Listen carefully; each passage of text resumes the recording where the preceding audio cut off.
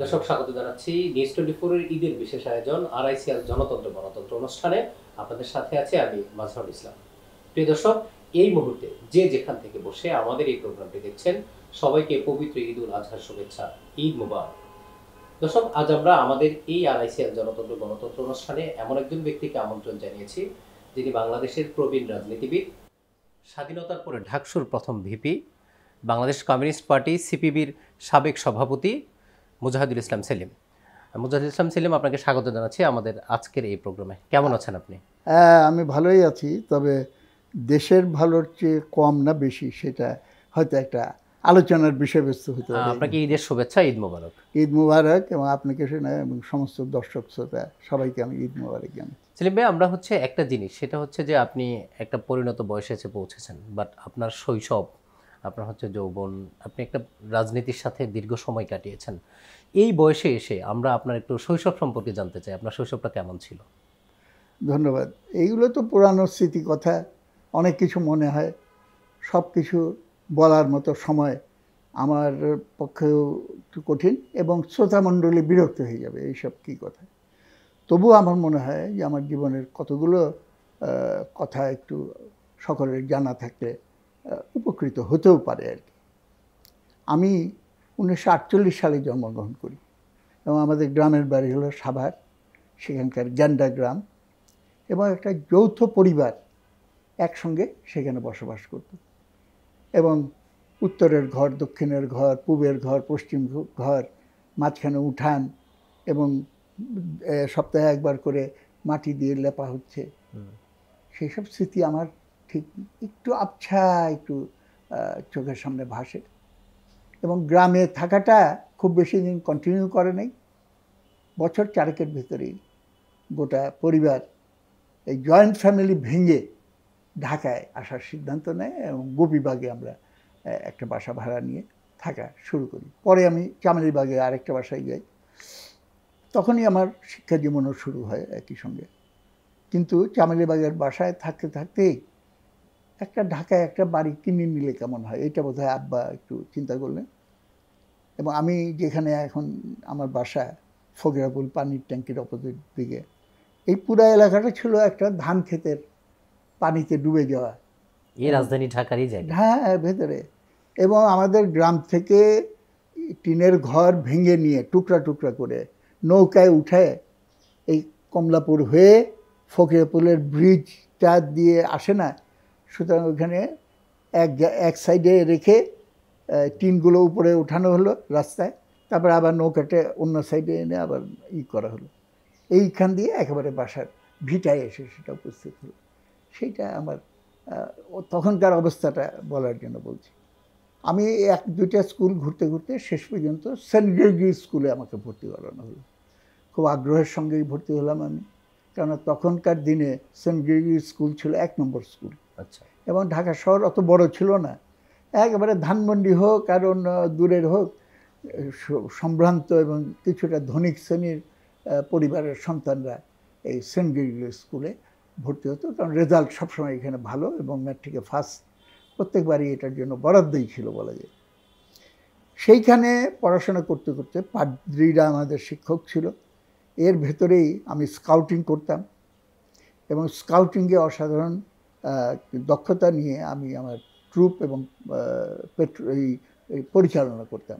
এবং সেইটা করতে করতে এক সময় খবর আসলো যে রেড ক্রস তাদের সেন্টিনারি সেলিব্রেশন, শতবর্ষ পালন করা হলো, এবং প্রত্যেক দেশ থেকে একটা ইয়াং জুনিয়র রেড ক্রসের ডেলিগেশন ইনভাইট করা হলো। পাকিস্তান থেকে 5 জন যাবে, সিলেকশন করা হলো। পশ্চিম পাকিস্তান 3 জন, পূর্ব পাকিস্তান 2 জন। তা আমি কৌতুক করে বা করে বলি যে এটা তো স্বাভাবিক, কারণ পূর্ব পাকিস্তান লোক সংখ্যা কম আর পশ্চিম পাকিস্তান লোক সংখ্যা বেশি। কীভাবে তখন থেকেই জাতিগত শোষণটার প্রতি আমার দৃষ্টি আকর্ষিত হয়েছিল। এবং এইটা আমাকে তখন আমেরিকায় 1.5 মাসের জন্য চলে গেলাম। আমেরিকার অনেকগুলো রাজ্যে আমি থাকলাম, কতগুলো পরিবারের সঙ্গে। ফেরার পথে আবার ইংল্যান্ডে এবং সুইজারল্যান্ড হয়ে দেশে ফিরেছিলাম।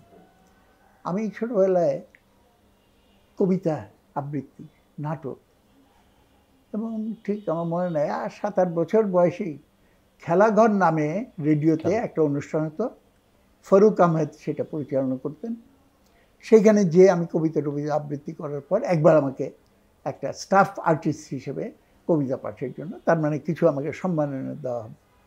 আমি কবিতা পড়লাম, কবি ইকবালের বাচ্চোঁ কে দোয়া, সেটার বাংলা অনুবাদ। আমাকে 5 টাকা, 5 টাকা তখনকার দিনে। কী করবো এই টাকা দিয়ে? আমার নানা জীবিত ছিলেন তখন, আমার মনে আছে, যে তার জন্য একটা টুপি এবং একটা রাইটার কলম এটা কিনে তাকে দিয়েছিলাম। কিছুদিন পরে তিনি মারা যান, কিন্তু আমার ভেতরে এই সন্তুষ্টিতা ছিল। ঘরের কাজ আমি নিজে করতাম, বাজার করা এইগুলোর ভিতরে ছিলাম। কোনো কিছু ভেঙে গেছে, কামারের কাছে যেতে হবে, বা ঝালাই করে যেটা আসবাব, এইসব থালাবাটি এগুলোকে জল চকচকা করে দেয়। আমি বাজার থেকে ফেরার সময় ওই দোকানের পাশে চুপচাপ গালে হাত দিয়ে দাঁড়িয়ে থাকতাম, এবং কি অসাধারণ দক্ষতার সঙ্গে এটা করছে আমি অভিভূত হতাম। এবং আমার মনের ভিতরে ওই অনুভূতিটা আসে যে ও আমার মতো হয়তো ভূগোল ইতিহাস এগুলো জানে না, কিন্তু ও যেটা জানে সেটা তো আমি করতে পারি না। এইভাবে নানা ঘটনার ভিতর দিয়ে শ্রমের প্রতি মর্যাদা, ওইদিকে দেশপ্রেম, কারণ আমাদের পূর্ব পাকিস্তানের বাঙালি জাতির উপরে জাতিগত শোষণ করা হচ্ছে।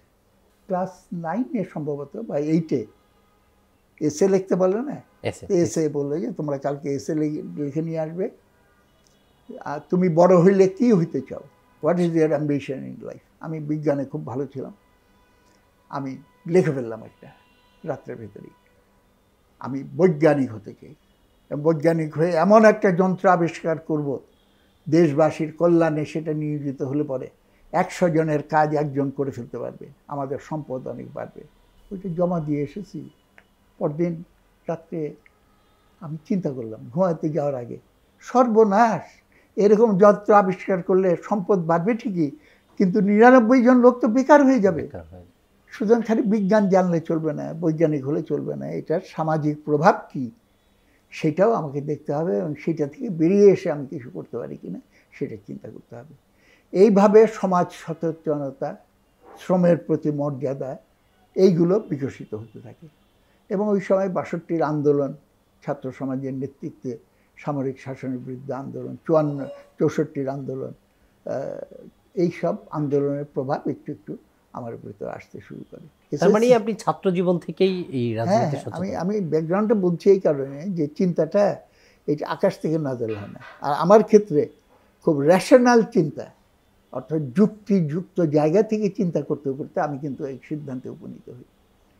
এবং তখন ম্যাট্রিক পরীক্ষা দিয়ে যখন গ্যাপ থাকে, রেজাল্ট তখনও বের হয়নি, আমরা এবং আমাদের যে ক্লাসের অন্যান্য ছাত্র ছিল তারা সবাই খুব স্বনামধন্য, মাহফুজ আলম যেমন ডেইলি স্টারের, আরও এরকম আছে, শওকত, আমরা সবাই মিলে একটা বৈঠক করলাম যে এতদিন পাদ্রীদের স্কুলে তো দেশের কাজ করতে দেয়নি, আমাদের এখন দেশের কাজের প্রতি মনোযোগ দিতে হবে। কি করা যায়? ছাত্র সংগঠন করতে হবে। এর আগে শহীদ মিনারে যে 21শে ফেব্রুয়ারিতে সাংস্কৃতিক অনুষ্ঠান হতো সেগুলোতেও আমি যে যোগদান করে উপভোগ করতাম, এবং শহীদ মিনারে সমস্ত লেকচার দিচ্ছে এমন কতগুলো মানুষ যারা আমাদের স্কুলেরই ছাত্র, হায়দার আকবর খান, তারপরে হায়দার আনোয়ার খান, রণ এবং ঝুনো, জসিমউদ্দিন সাহেবের ছেলে বাসু ভাই, তারপর এরকম আর কি সব, এদেরকে দেখে আরও বেশি আকৃষ্ট হলাম। তখন আমরা এই আউটার স্টেডিয়ামে বসে বন্ধুরা আলাপ করলাম যে যদি করতে হয় কোন সংগঠনটা ভালো, খোঁজ নিয়ে আসো।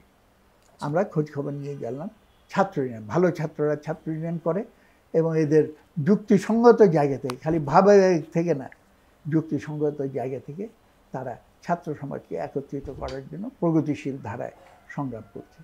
এইদিকে আমেরিকায় ঘুরে আসছি, রেড ক্রসের ডেলিগেশন, কেনেডি তখন প্রাইম মিনিস্টার, প্রেসিডেন্ট আমেরিকার, তো হোয়াইট হাউসের সামনে আমাদের সবাই ছিল না, ডেলিগেশনের একটা অংশ হিসেবে আমরা সেখানে তার সঙ্গে সাক্ষাৎ হলো, সে 2-4 কথা বললো, হাত মিলালো আমাদের সঙ্গে, এবং আমেরিকায় যে সমস্ত কিছু দেখার পরে আমাদের যে দুর্ভাগ্য জাতি, আমরা কোন জায়গায় পড়ে আছি, এই উপলব্ধিগুলো আরও তীব্র হতে থাকে। তার মানে আপনার শৈশবটাই একটা রাজনৈতিক সচেতনতার মধ্য দিয়ে হ্যাঁ। গেছে। সেলিম ভাই, আমরা আরেকটা জিনিস জানি, সেটা হচ্ছে শৈশবে আপনার জীবনে এমন কোনো ঘটনা ঘটেছে যেটা আপনি এখনো মিস করেন, যে আমার জীবনের সেই সময়টাতে এই ঘটনাটা এখনো আমাকে অনেক আনন্দ দেয় বা আমাকে কষ্ট দেয়, এমন কোনো ঘটনা আছে কি আপনার? না, এটা সবটাই, এটা নির্দিষ্ট করে একটা বলা যায় না। সমস্ত পেছন ফিরে তাকালে আমার শৈশব এবং যৌবনকালে যেই ধারায় আমার চিন্তা বিকশিত হয়েছে এবং আমার কর্মকাণ্ড যেখানে আমি নিবেদন করেছি, সেইটা আমার গর্ব বলে আমি মনে করি। এবং হয়তো ভুল ত্রুটি কিছু যে হয় নাই তা না, কিন্তু আমি আরেকবার যদি জন্ম হওয়ার সুযোগ থাকতো তাহলে পরে এই জীবনই আমি বেছে নিতাম। এবং আমি এটা কামনা করি যে সবার ভিতরেই এই চিন্তাটা কিছু না কিছু থাকা উচিত। এবং অনেক সময় এই আলোচনাটা এই জায়গায় চলে যায় যে আমি তো তোর মতো পারবো না। আমি বলি যে আমার মতো পারতে হবে, এটা তো বলিনি, কিন্তু কোনো না কোনোভাবে দেশের প্রতি ভালোবাসা প্রদর্শন করা একান্ত কর্তব্য। সেটা গান গেয়েও হতে পারে, সেটা ক্রিকেট খেলাতে হতে পারে, সেটা সাহিত্য রচনাতে হতে পারে, বৈজ্ঞানিক হয়েও হতে পারে, কিন্তু পেছনে, এটার পেছনে আছে আত্মস্বার্থ, সেটা নয়। তার পরিবর্তে সকলের মুক্তির জন্য, সকলের কল্যাণের জন্য আমি কাজ করব। সেরকম আমার রাজনৈতিক জীবনে আমার মা, এখানে তার ছবিটা আছে, আমার মা খুবই উল্লেখযোগ্য ভূমিকা পালন করেছে। আমি তার অনুসারী না, সে আমার অনুসারী হয়েছে, সেই বিতর্কে আমি যাব না। আমার মনে হয় দুইজন দুইজনকেই অনুপ্রাণিত করেছে। আমার আব্বা আমাকে খুব সহযোগিতা করেছে। আমার একটা এপিসোড খালি বলি। গোপন মিটিং হতো এখানে, কমরেড মনি সিং আন্ডারগ্রাউন্ড, পুলিশ খুঁজে তাকে। একবার এরকম মিটিংয়ে আম্মার সঙ্গে মনি সিংয়ের কথা হলো, আমার স্পষ্ট মনে আছে।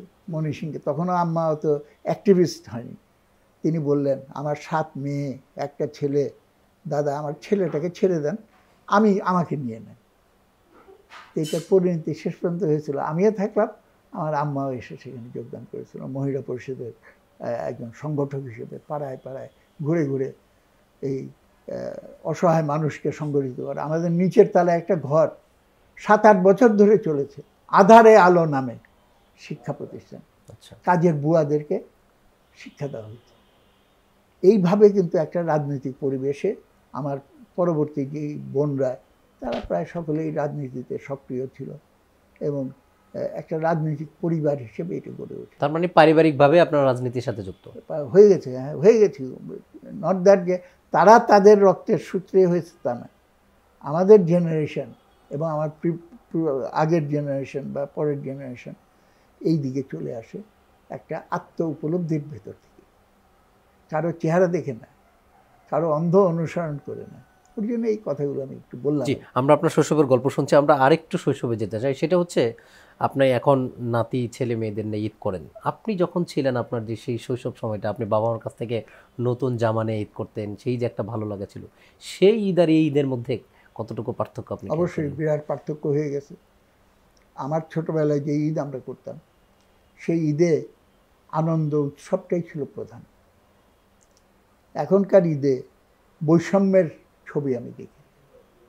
আগে ঈদের সময় সবাই সাদা পায়জামা পাঞ্জাবি পরে যেত আউটার স্টেডিয়ামে বা পল্টনে বা স্টেডিয়ামের ভেতরে। যখন আমরা জামাতে সামিল হতাম, একটা অসাধারণ দৃশ্য। সেজদা দেওয়ার সময় সব সাদা পাঞ্জাবি পরা লোকজনের মাথা নিচু করছে, একত্রিত হচ্ছে, এটা অসাধারণ। এখন ঈদের জামাতের রং বদল হয়ে গেছে, কেননা এখন সাদা পায়জামা পাঞ্জাবি অত চলে না, এখন হলো কি বলে রঙিন ছাপ মারা। হ্যাঁ, তো এইগুলো জায়নামাজ নিয়ে সব যাচ্ছে, এইরকম একটা ভিন্ন ধরনের চেহারা চলে আসছে। আমার খালার বাসা ছিল শান্তিনগরে। তখন সবাই মিলে, সবাই যার যার মতো করে পল্টনে আমরা ঈদের জামাত করতাম। যখন বাসায় ফেরত যাওয়ার সময় আমাদের বাসা ছিল হলটেই। ওরা সকালবেলার খিচুড়ি দিয়ে আর কলিজা আর সামান্য মাংস দিয়ে ভুনা করা, সবার এটা ছিল একটা প্রচলিত নিয়ম যে যাওয়ার সময় এই বাসায় খাওয়া দাওয়া করে যাবে। সে অসংখ্য স্মৃতি সেই জায়গায় পড়িত। কিন্তু যেটা আমাদের এই উৎসব আনন্দটাকে গ্রাস করে ফেলেছে, সেটা একদিকে হলো আমার ধর্ম অনুভূতি এবং ধর্মচর্চাটাকে চরম সাম্প্রদায়িক প্রতিক্রিয়াশীল ধারায় নিয়ে যাওয়ার জন্য, এবং সেটা হলো একটা রাজনৈতিক ইসলাম, পলিটিক্যাল ইসলাম। কিন্তু ইসলাম তো পলিটিক্সের ভিত্তি করে রচিত না, এটা আরও অনেক ঊর্ধ্বে, এবং যার যার ধর্ম তার তার কাছে, এটা রাসূলুল্লাহ বলে গেছেন।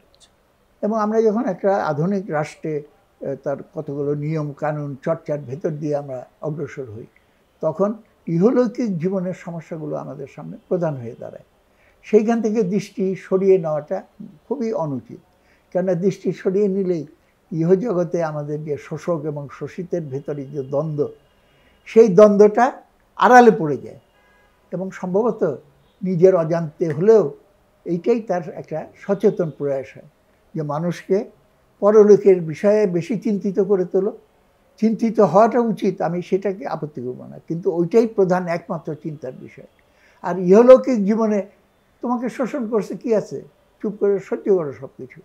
সুতরাং এইটা হলো প্রচলিত ব্যবস্থাকে চালু রাখার জন্য যারা ইন্টারেস্টেড, সেই ইন্টারেস্টেড গ্রুপ এই ধরনের চিন্তাভাবনা করে। আমরা তার মানে এই সেই শৈশবের ঈদ আর এই কিছুটা হলেও পার্থক্য আছে, সেটা না, সেইটার সঙ্গে জড়িত হলো এখানে কমার্শিয়ালাইজেশন, কমার্শিয়াল পণ্যায়ন এবং বাণিজ্যিকীকরণ। এটা সব ক্ষেত্রে, কবিতা, গান, খেলাধুলা, অফিস, আদালত, স্কুল, কাকে ফার্স্ট ক্লাস দেওয়া হবে পরীক্ষায়, কাকে সেকেন্ড ক্লাস দিতে হবে, সব কিছু হিসাব নিকাশ করে হয়, ইঞ্জিনিয়ারিং করে করা হয়। এবং সেই ক্ষেত্রে দেনা পাওনা, লেনদেন, এই ধরনের চিন্তাগুলো প্রধান হয়ে আসে। আমি আজকে মাংস, কোরবানির ঈদের মাংস বিতরণ করব, কার বাসায় বড় ঠ্যাংটা পাঠালে পরে আমার কিছু সুবিধা হইতে পারে, কিন্তু একেবারে বিশুদ্ধ ভালোবাসা, শ্রদ্ধা, সেই জায়গার চেয়ে এই বাণিজ্যিক বিবেচনাগুলো বেশি চলে আসছে। জি, আমরা আপনার গল্পে রাজনীতিক মানে আপনার পারিবারিকভাবে রাজনীতি, ছাত্র জীবন থেকে আপনি রাজনীতি করে আসছেন, সেই সময়কার ছাত্র রাজনীতি আর বর্তমান সময়ের রাজনীতি, ছাত্র রাজনীতির মধ্যে আপনি কোনো পার্থক্য দেখেন কিনা? অবশ্যই এটা বিশাল পার্থক্য। এখন ছাত্র রাজনীতির ক্ষেত্রে আমি বলবো সব দোষ ছাত্র রাজনীতিকে দেওয়া হয়, এটা ঠিক না। আমাদের জাতীয় রাজনীতির ক্ষেত্রে যদি রুগ্নতা আসে, সেটার প্রভাব অবশ্যম্ভাবীভাবে ছাত্র আন্দোলন এবং ছাত্র রাজনীতির ক্ষেত্রেও ঘটবে। এখন দলগুলো, বিশেষ করে বড় বড় বুর্জুয়া দল যেগুলো, আওয়ামী লীগ, বিএনপি, জাতীয় পার্টি, জামাতে ইসলাম তো বটেই, এরা সবসময় চিন্তা করে যে কোনটাতে লাভ হবে, কোনটাতে লোকসান হবে, এবং টাকা পয়সার বিবেচনা করে তারা সামনের দিকে অগ্রসর হয়। আমার নিজের কয়েকদিন আগের অভিজ্ঞতা, রোজার সময় আমাকে টেলিফোন করলো যে আমরা নতুন পার্টি করেছি, একটা ইফতার পার্টি করব, আপনি একটু আসেন। আমি কি কোথায় করবা ভাই? ওই যে ইন্টারকন্টিনেন্টাল। আমি কি পাগল? ইন্টারকন্টিনেন্টাল তো অনেক দাম, আমি শুনেছি। এই টাকা তোমরা পেলে কই থেকে? তোমাদের নামে যে বদনাম হচ্ছে তুমি বুঝো না? বিএমডাব্লিউ গাড়ি আর মার্সিডিজ গাড়ি আর হেলিকপ্টারে মিটিং করা, এইগুলোর টাকা কোথায় থেকে আসে? আর রূপায়ণে তোমরা অফিস করেছো, এইগুলো আসে না। সেলিম ভাই, আওয়ামী লীগ বিএনপির সঙ্গে টেক্কা দিতে হলে এইগুলো একটু করতে হবে। আমাদের টাকা পয়সার টেক্কা দিয়ে তুমি পারবে ওদের সঙ্গে? গত 16 বছরে আওয়ামী শাসন আমলে এইটা দেবপ্রিয় ভট্টাচার্যের কমিটি রিপোর্ট করেছে তথ্য দিয়ে যে 28 লক্ষ কোটি টাকা লুটপাট হয়েছে। 28 লক্ষ কোটি টাকার সঙ্গে কম্পিটিশন করে তুমি এটা করতে পারবে? এইগুলো চিন্তা বাদ দাও।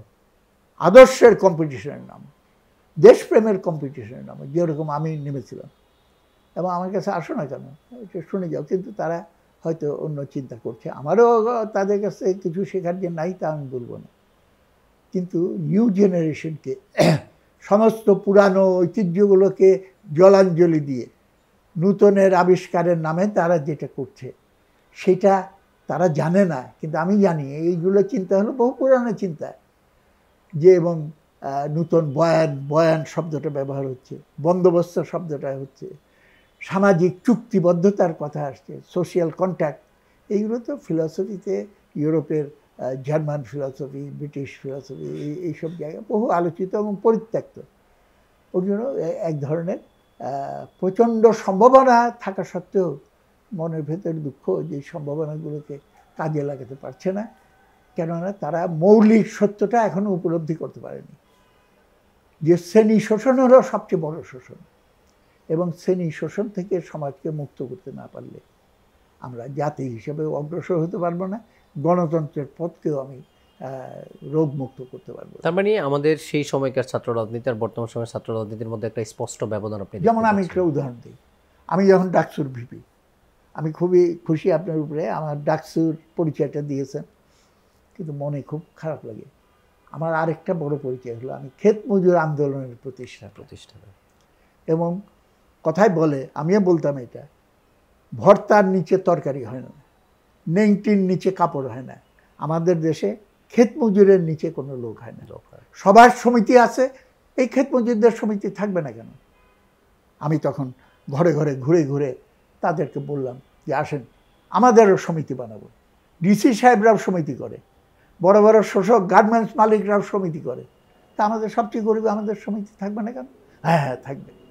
এই যে ক্ষেত মজুর সমিতি বড় হলো, এরশাদ বিরোধী আন্দোলনের সময় লক্ষ লক্ষ আমাদের ক্ষেত মজুর সমিতির 11 জন জীবন দিয়েছে এবং আন্দোলনটা গ্রামাঞ্চলে ছড়িয়ে পড়েছিল।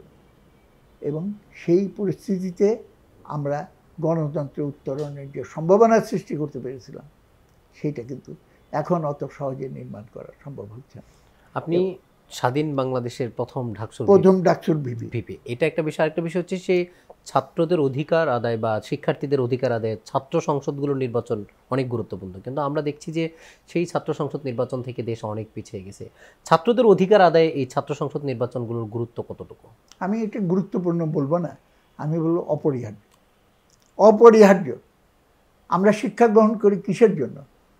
কতগুলো বই মুখস্থ করার জন্য না, এটার ভেতর দিয়ে আমার দেশপ্রেম, আমি দেশের জন্য আমার শক্তি এবং প্রতিভাকে কন্ট্রিবিউট করব, সেই উদ্দেশ্যেই আমরা করি। অনেকে খুব সংকীর্ণভাবে বলে যে রাজনৈতিক নেতা এখন হবে না, কেননা ছাত্র রাজনীতি দুর্বল হয়ে গেছে।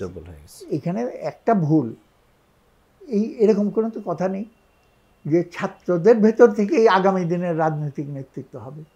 আমি তো ক্ষেত মজুরের ভেতরে কাজ করেছি, গরিব মানুষের ভেতরে কাজ করি, আমাদের চেয়ে কত ক্ষেত্রে বিশাল বুদ্ধিমান তারা। বাজেট নিয়ে আলোচনা হচ্ছে, পেছনে বসে আমরা খুব হাই লেভেলের ডিসকাশন করছি, সামনে ড্রাইভার আর থাকতে না পেরে, স্যার এত আলোচনা বাদ রাখেন, আমার কাছে শুনেন বাজেট কি। বলো, বাজেট হলো বড় লোকের জন্য স্যাটেলাইট, গরিব লোকের হালুয়া টাইট। আমি বলি অসাধারণভাবে সে কিন্তু বাজেটের সারমর্মটা বলে দিল। এবং এখন এই অন্তর্বর্তীকালীন সরকারও একটা বাজেট দিয়েছে, ভালো করে খেয়াল করলে দেখবেন সেইটার ভিতরে বৈষম্য বিরোধী যে আওয়াজটা আন্দোলনে ছিল সেটা বিন্দুমাত্র এখানে উপস্থিত নাই। এবং ইউনূস সাহেবের সঙ্গে আমাদের বৈঠকের সময় আমি বলেছিলাম যে আমাদের গার্মেন্টসের শ্রমিকদেরকে 6 মাস বঞ্চিত রাখা হয়, বেতন দেয় নেই, বোনাস দেয় নেই।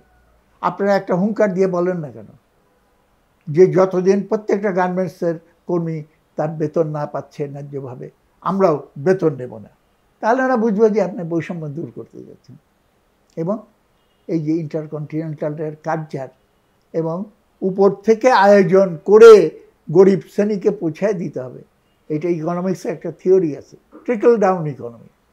কিছু লোককে বড় লোক বানাও, চুয়ায় পড়তে পড়তে একসময় এটা গরিবের কাছে যাবে। হাসিনাও আমাকে এটা বলেছিল। আমি বলছি আপনার এই বড় লোক বানাইলে টাকা চুয়ায় নিচে গরিবের কাছে যায় না, এটা চলে যায় সুইজারল্যান্ড, এটা চলে যায় হলো কানাডা, এটা চলে যায় মালয়েশিয়ায়। আর আপনি এটা গার্মেন্টস শ্রমিকদেরকে দেন, আমি গ্যারান্টার হব, একটা পয়সা বিদেশে যাবে না, এবং আমাদের গ্রামের অর্থনীতি চাঙ্গা হয়ে উঠবে, দেশের অর্থনীতি সমৃদ্ধ হবে। প্রত্যেকটা বিষয়ে আপনি এটাকে বলে আপ্তবাক্য, ডেমাগগ। আপনি বায়বীয় মারফতি কায়দায় একটা বলে দিলেন যে আমি গরিবের পক্ষে, তো গরিবের পক্ষে কি? আমরা লড়াই করে এরশাদের সময় দাবি আদায় করেছিলাম যে খাস খতিয়ানের জমি ভূমিহীনরাই একমাত্র মালিক হবে। আজকে 30-40 লক্ষ একর খাস জমি, হেক্টর খাস জমি আজকে বেদখল হয়ে আছে। এই যে গণ অভ্যুত্থান হলো, আমার খুবই দুঃখ, গণ অভ্যুত্থানের নেতৃত্ব কেন এই আওয়াজ দিল না যে বেআইনিভাবে দখলকৃত সমস্ত সম্পত্তি পুনরুদ্ধার করো। ক্ষেত মজুররা সমস্ত স্লোগান দিয়ে, আগে ঘোষণা দিয়ে খাস জমি তোমরা নিজের দখলে নিয়ে যাও, তাহলে আন্দোলনটা এলাকায় ছড়িয়ে যেত। এবং শ্রমজীবী মানুষ আজকে যদি আন্দোলনের পুরো ভাগে না আসে, সেই আন্দোলন সফলতার মুখ দেখে না। জি, আমরা আপনার গল্প শুনছিলাম, আবারও গল্প শুনবো। প্রিয় দর্শক, আমাদের আরআইসিএল জনতন্ত্র গণতন্ত্র অনুষ্ঠানের এই পর্যায়ে ছোট্ট একটি বিরতির সময় হলো। ফিরছি বিরতির পর, ততক্ষণ আমাদের সঙ্গেই থাকুন।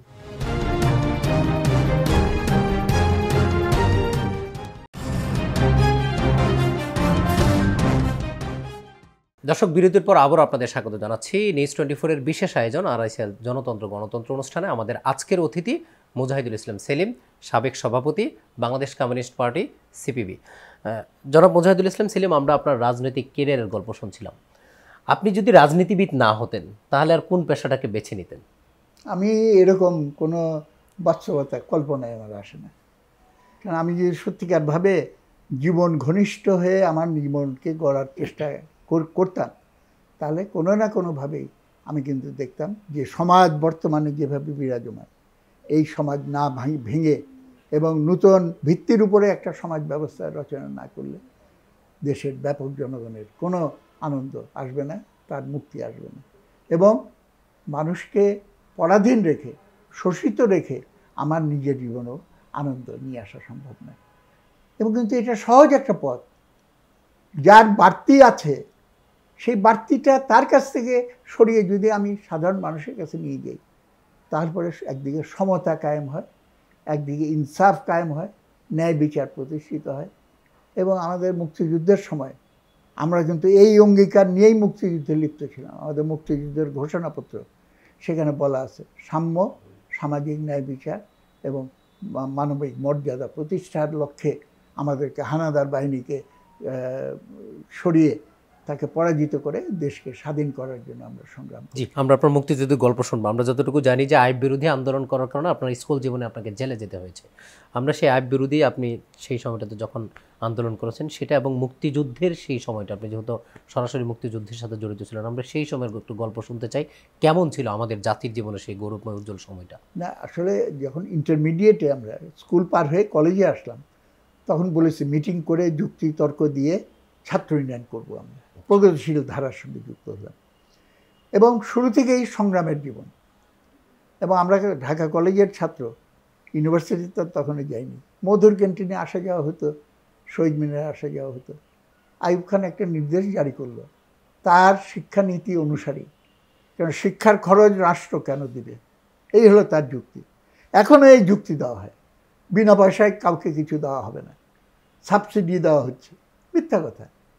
প্রত্যেকটা খরচের জন্য মানুষের কাছ থেকে ট্যাক্স নেওয়া হয় এবং পরোক্ষ ট্যাক্সটাই প্রধান।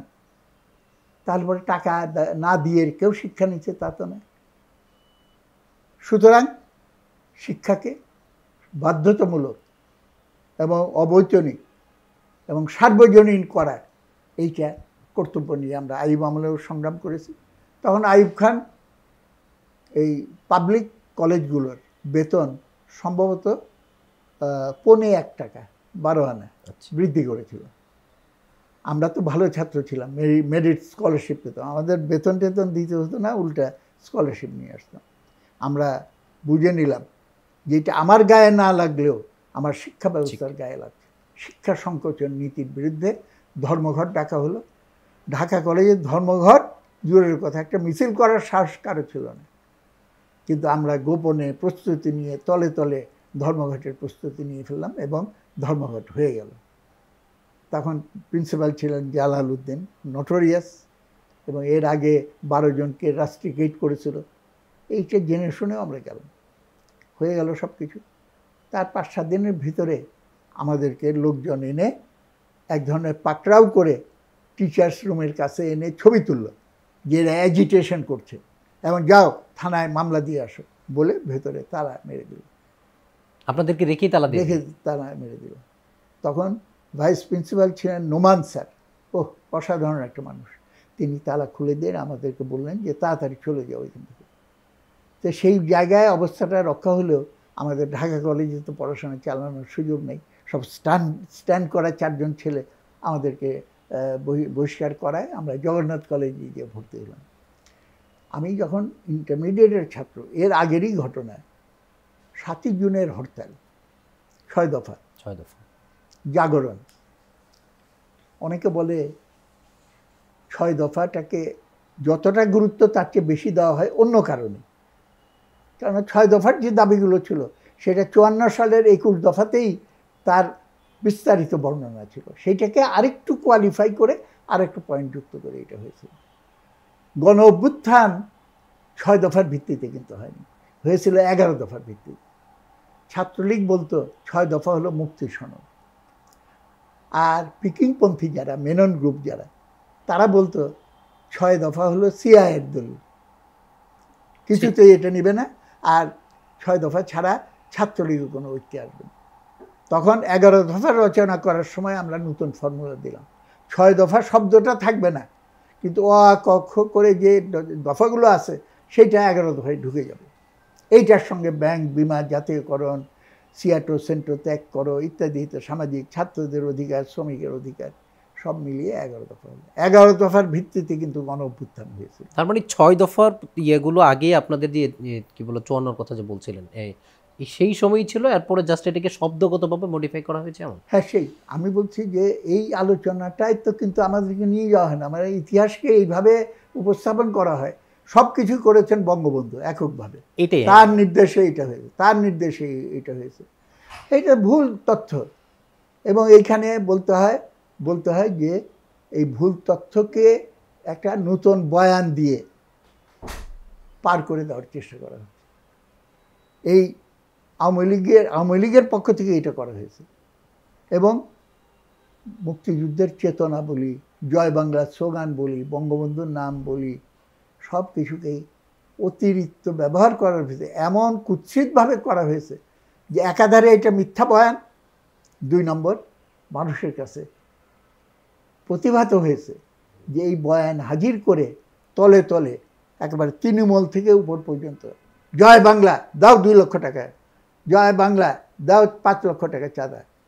এইভাবে এই চাঁদাবাজি এবং অন্যায়, অবিচার, নির্যাতন, এই সমস্তগুলোকে একাকার করে ফেলা হয়েছে পবিত্র কতগুলো বিষয়ের সঙ্গে। সেটা হলো মুক্তিযুদ্ধের চেতনা, তারপরে আমাদের জাতীয়তাবাদ ইত্যাদি ইত্যাদি। আমি এটা বলতে চাই, ইতিহাস সাক্ষ্য দেয় আমরা যখন হানাদার বাহিনীর বিরুদ্ধে লড়াই করেছি, আমি তো মুক্তিযোদ্ধা, অস্ত্র নিয়ে লড়াই করেছি, মুক্ত এলাকা গঠন করেছি। আমি চ্যালেঞ্জ করে বলবো, যতগুলো মুক্ত এলাকা হয়েছে, কোনো মুক্ত এলাকায় কোনো ঘুষ দুর্নীতি হয়নি, কোনো নারী নির্যাতন হয়নি, কোনো অন্যায় অবিচার হয়নি। তা আমরা যদি মুক্তিযুদ্ধ চলাকালে মুক্ত এলাকাগুলোকে এত সুন্দর ফুলের বাগানের মতো করতে পারি, তাহলে দেশ স্বাধীন হওয়ার পর আমরা কল্পনা করতাম যে এরকম সুন্দর ফুলের বাগানের মতো আমরা দেশ গড়ে তুলব। আমি ডাকসু ভিপি হিসেবে একবার একটা ঘটনা ঘটে, 2টা ঘটনা আমি বলবো। একটা হলো, আমি বক্তৃতা করতাম যে পাকিস্তানিরা আমাদের জীবন থেকে অনেকটা সময় চুরি করে নিয়ে গেছে, ভাইয়েরা বোনেরা, এই হারানো সময় পুনরুদ্ধার করতে হবে। আমাদের ইউনিভার্সিটির লেখাপড়া আরও মনোযোগী হয়ে ওভার টাইম লেখাপড়ার মাধ্যমে 3 বছরের কোর্স 2 বছরে কমপ্লিট করে আমরা সমাজতন্ত্রের সৈনিক, দেশ গড়ার সৈনিক হতে পারে কিনা, সেই লক্ষ্যে আমাদের সংগ্রামটা পরিচালনা করতে হবে। আরেকটা বলি, সম্ভবত 72 সালের কোনো একটা সময় আমি বটতলায় দাঁড়িয়ে, বিশাল গ্যাদারিং, আমি বললাম যে আমি আজকে বক্তৃতা দেবো না, ক্লাস 6-এর একটা টেক্সট বই পড়ে শোনাবো আপনাদের। শোনাবো? বলছি হ্যাঁ। টেক্সট বই, পৃষ্ঠা 31, হেডিং জাতির পিতা বঙ্গবন্ধু শেখ মুজিবুর রহমান। তারপরে পড়ি, জাতির পিতা বঙ্গবন্ধু শেখ মুজিবুর রহমান এত সালে তিনি বোম্বাই শহরে জন্মগ্রহণ করিয়াছিলেন, এবং খুব সম্ভ্রান্ত একটা পরিবারে জন্মগ্রহণ করেও তিনি ওকালতিতে বিশাল ব্যারিস্টারি পাশ করে ইংল্যান্ড থেকে, জিন্না সাহেবের জীবনী পুরাটা খালি উপরে বঙ্গবন্ধু লেখা আছে। আমাদের মুক্তিযুদ্ধের পর একটা সবচেয়ে বড় আমরা ভুল করেছি, সেটা হলো পুরানো ব্যবস্থা ডিসকন্টিনিউ ঘটায়, ছেদ ঘটায় নতুন ব্যবস্থা আমরা কায়েম করিনি।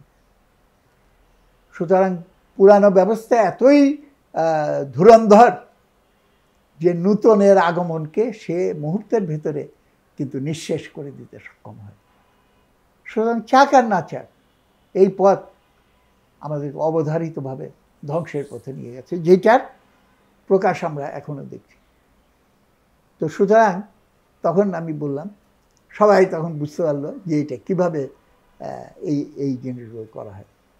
অটো প্রমোশনের জন্য দাবি করেছিল আমাকে, ডাকসু অফিস তছনছ করেছিল। আমি বলছি নো অটো প্রমোশন, আপনারা আরও ভালো করে পড়াশোনা করেন। বলে এই নকল সমাজের ভিত্তি যেহেতু নকল থামানো সম্ভব না। আমরা যে নকলবাদ সমাজকে ভেঙে নূতন সমাজ করতে হলে নকলবাদ ছাত্রকর্মীদেরকে দিয়েও সেটা সম্ভব না। সুতরাং নকলের বিরুদ্ধে সংগ্রাম এবং সমাজতন্ত্রের পথে দেশ গড়ার সংগ্রামের প্রয়াসগুলো পরস্পর বিরোধী তো নয়ই, বরঞ্চ একটা আরেকটার পরিপূরক। আগুন দিয়ে আগুন নেভানো যায় না। কোনো সৎ উদ্দেশ্য হাসিল করার জন্য অসৎ পথে আপনি সেখানে পৌঁছতে পারবেন, এটা সম্ভব না। কতবার প্রমাণিত হচ্ছে। কিন্তু নাকের সামনের সুবিধাটা দেখার জন্য সকলেই কিন্তু ওই তাৎক্ষণিকতার ভিত্তিতে চলে। ওর জন্য যা পুরানোর ভেতরে যেগুলো খারাপ সেগুলোকে সংরক্ষণ করে রাখে। এখন বলছে যে আমাদের সংবিধান বদল করতে হবে। কায়দা করে এই কথাটা আসছে না, সমাজতন্ত্রের লক্ষ্য বাতিল হবে কেন? আর বৈষম্য বিরোধী সমাজ গড়ে তুলতে হলে সবচেয়ে এক্সপিরিয়েন্স পরীক্ষিত শক্তি হলো কমিউনিস্টরা, বামপন্থীরা। কেউ খাবে আর কেউ খাবে না, তা হবে না, তা হবে না। শোষণ কি এবং সেটা কিভাবে বন্ধ করা যায়, এক ধাপে কতটুকু করতে হবে, সেকেন্ড ধাপে কি করতে হবে, আমাদের সঙ্গে তো কোনো আলোচনা নেই। মুক্তিযুদ্ধের বিষয়টা হচ্ছে এখানে দলমত নির্বিশেষে সবার অংশগ্রহণ ছিল, সবার অবদান আছে। কিন্তু আমরা দেখলাম বিগত সময়গুলোতে মুক্তিযুদ্ধকে একটা দলের সম্পত্তিতে পরিণত করা হয়েছিল। এই আসলে এটা কেন? অবশ্যই সবার এটা করা হয়েছে। মুক্তিযুদ্ধটাকে আমি বলেছি একটু আগে, সব কিছুরই পণ্যায়ন এবং বাণিজ্যিকীকরণ করে ফেলা হয়েছে মুক্তিযুদ্ধ সহ। মুক্তিযুদ্ধ নিয়ে তারাই বলার অধিকার রাখে যারা হলো আওয়ামী লীগের সঙ্গে আছে। এই রকম একটা বয়ান তৈরি করা হয়েছিল। এবং হারাম মুক্তিযুদ্ধের পক্ষে তো নাই, তার আসল উদ্দেশ্যের বিরুদ্ধে যেও তারা কিন্তু এইটা বলে। আমরা যখন দেশ স্বাধীন করে 16ই ডিসেম্বর প্রবেশ করলাম, আমি প্রথম গেরিলা গ্রুপ নিয়ে 17 তারিখ 8:30 9টার দিকে আমাদের হোল গেরিলা বাহিনী শহীদ মিনারে জমায়েত হয়েছিল। তখন এসে দেখি আরে বাবা, মানুষের হাতে হাতে সব রাইফেল টাইফেল এইগুলো গুলি ছুটছে। আমরা এদের নাম দিয়েছিলাম 16th ডিভিশন। আচ্ছা, 16ই ডিসেম্বরের পরে যারা নতুন করে মুক্তিযুদ্ধ হয়েছে, সেই সব লক্ষণ এখনও কিন্তু আছে। খুব সতর্ক থাকতে হবে।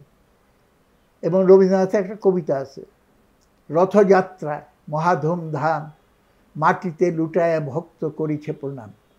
রথ ভাবে আমি দেব, পদ ভাবে আমি, মূর্তি ভাবে আমি দেব, হাসে অন্তর্যামী। তো আমাদের এই গণ অভ্যুত্থানের নায়ককে, নায়ক হলো জনগণ। আর জনগণের অংশগ্রহণ নিশ্চিত করতে হলে আমার ইলেকশন প্রয়োজন।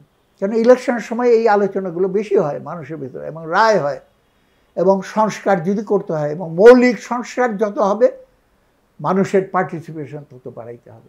কিন্তু মানুষকে ঘরের ভেতরে রেখে আমার যদি এই চিন্তা আসে যে আমার কাছে স্বার্থবর্গা গিয়ে বসে থাকো, আমি তোমার কাছে মুক্তি এনে দেবো, তার পরিণতি যে কে আগেও দেখেছি, অন্যান্য দেশে দেখা যায় এইটা হলো বেনেভোলেন্ট ডিক্টেটরশিপের জন্ম দেয়। কিন্তু বেনেভোলেন্ট হবে সেইটার নিশ্চয়তা মোটেও নাই, বরঞ্চ পুরানো সমাজ আপনাকে শোষণ কিভাবে বাড়ানো যায় এবং কিভাবে আওয়ামী লীগ বিএনপির সঙ্গে টেক্কা দিয়ে কোটি কোটি টাকা বেশি খরচ করে উৎসব আনন্দ করা যায়, আপনাকে চান আর না চান ওইদিকে আপনাকে যেতেই হবে। ওর জন্য আপনাকে মৌলিক সংস্কার করতে হলে জনগণের অংশগ্রহণ নিশ্চিত করতে হবে। আমি জিজ্ঞেস করতে চাই, মৌলিক সংস্কার মানে কি? আমাদের কনস্টিটিউশনে যেটা আছে, প্রজাতন্ত্রের মালিক জনগণ। এইটাতে যদি বিশ্বাস করেন যে মালিক, তার অংশগ্রহণ এবং তার অনুমতি এবং অনুমোদন ছাড়া কারো কোনো সরকার টিকে থাকবে, সংস্কার টিকে থাকবে না। তো ভয় পাচ্ছে কেন? যারা এইসব কথা বলে, এইসব চিন্তা করে, তারা জনগণকে ভয় পায় যে আমরা না থাকলে জনগণ তো অন্যদিকে চলে যাবে, ওই দিয়ে মার্কায় ভোট দিয়ে ফেলবে, অমুক মার্কায় ভোট দিয়ে যাবে। আমি বলবো যে তাহলে আমাদের বয়ানটাই ভুল ছিল। এবং দেখেন কিভাবে, আমি দেখলাম একটা টেলিভিশনে দেখালো বঙ্গভবন, যেখানে দাঁড়ায় এই উপদেষ্টার শপথ নিয়েছিল, জনৈক্য উপদেষ্টা শেখ মুজিবের ছবি ওখান থেকে নামিয়ে ফেলল। আমি মনে করি যে এটা ঠিক হয়নি। বরঞ্চ যেটা ঠিক হতো, বঙ্গবন্ধুর ছবি ওখানে একা থাকবে কেন? পাশে ভাসানির ছবি রাখতে হবে, পাশে মনি সিংয়ের ছবি রাখতে হবে, পাশে সেক্টর কমান্ডারদের ছবি রাখতে হবে। সকলের অবদানের ভিতর দিয়েই 9 মাসের সশস্ত্র যুদ্ধে আমরা জয়লাভ করেছি। আর সবচেয়ে ইম্পর্টেন্ট কথা, যেটা না বোঝার কারণে অনেক কন্ট্রোভার্সি মানে বিনা বাধায় চালানো হচ্ছে, মুক্তিযুদ্ধ খালি 9 মাসের সশস্ত্র অপারেশন ছিল না। এইটা বছরের পর বছর, দশকের পর দশক পাকিস্তানি শোষকের বিরুদ্ধে এবং তারও আগে ব্রিটিশ শোষকের বিরুদ্ধে সংগ্রামের চূড়ান্ত পর্ব। তাহলে আমি পেছনেরটা যদি না রেখি, সব কিছু বঙ্গবন্ধু করেছে, এটা তো কারেক্ট না। ওখানে শেরে বাংলা, অন্য নামগুলো আমি বললাম, নাম সব বলে শেষ করা যাবে, উসমানী, জিয়াউর রহমান, অন্যান্য সেক্টর কমান্ডার, এভরিবডি, সবাইকে তার প্রয়োজনীয় সম্মান এবং মর্যাদা, এটাই হলো মুক্তিযুদ্ধ। মুক্তিযুদ্ধের ইতিহাসটা আমরা তো পড়ে জানি, আপনারা তো নিজের চোখে দেখেছেন, কিন্তু আমরা লাস্ট 16-17 বছরের মুক্তিযুদ্ধের একটা স্ট্রেন দেখলাম যে মুক্তিযুদ্ধে একটা দল এবং ব্যক্তির ক্ষেত্রে হয়েছিল। কিন্তু আপনি মাওলানা ভাসানীর কথা বললেন, শেরেবাংলাকে ফজলুল হকের কথা বললেন, কমরেড মনি সিং এর কথা বললেন, এই নামগুলো কেন আসলে কমে যাচ্ছে, তাদের অবদানের কথা কেন আমরা স্বীকার করছি না? এই তো সহজ ব্যাপার, বললাম না, বাণিজ্যিকীকরণ হচ্ছে। আমি যদি এখন প্রকৃত মালিকদেরকে সহ আমি অগ্রসর হই, তাহলে আমার ভাগে কমে যাবে। আমি তো অ্যাবসলিউটাইজ করতে চাই। আরেকটা ডেঞ্জার, এই যে ফ্যাসিজম আমরা বলি, ফ্যাসিস্ট দুঃশাসন 16 বছরে, শেখ হাসিনার দর্শনটা কী ছিল? সে বলতো উন্নয়ন করতে হবে, এবং উন্নয়ন হচ্ছে এইটা দেখানোর জন্য বড় বড় প্রজেক্ট করতো, ভালো মন্দ সুবিধা অসুবিধা অতখানি বিবেচনা না করে, এক্সট্রা খরচ দিয়ে। এখন যুক্তি আনলো, উন্নয়ন অব্যাহত রাখতে হলে রাজনীতিতে স্থিতিশীলতা আনতে হবে। আর রাজনীতিতে স্থিতিশীলতার জন্য সরকারের ধারাবাহিকতা রাখতে হবে। এই হলো ডেঞ্জারাস ব্যাপারটা। সরকারের ধারাবাহিকতা মানে কি? চিরদিন দরকার আওয়ামী লীগের সরকার, বারবার দরকার শেখ হাসিনার সরকার। সুতরাং এই কাজটার সঙ্গে উন্নয়নকে মিলায় দেওয়ার কারণে কোনো পুলিশ বা কোনো ক্যাডার বাহিনী, হেলমেট বাহিনী, হোন্ডা বাহিনী, তারা যদি 10টা লোককে খুন করে রাজনৈতিক স্থিতিশীলতা, সরকারের ধারাবাহিকতা রক্ষা করার জন্য, এটা একটা দেশপ্রেমিক কাজ। কেন মানুষকে হত্যা করে আমি কি করতে পারছি? সরকারের ধারাবাহিকতা রক্ষা করতে পারছি, স্থিতিশীলতা রাখতে পারছি, এবং উন্নয়নের নিশ্চয়তা বিধান করতে পারছি।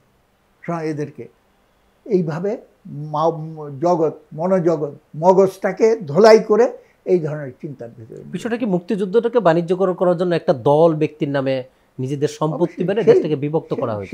সেইটা বললাম, বাণিজ্যিকরণে বললাম না, যে আমি ভাগিদার না থাকলে সমস্তটাতে আমি পাবো।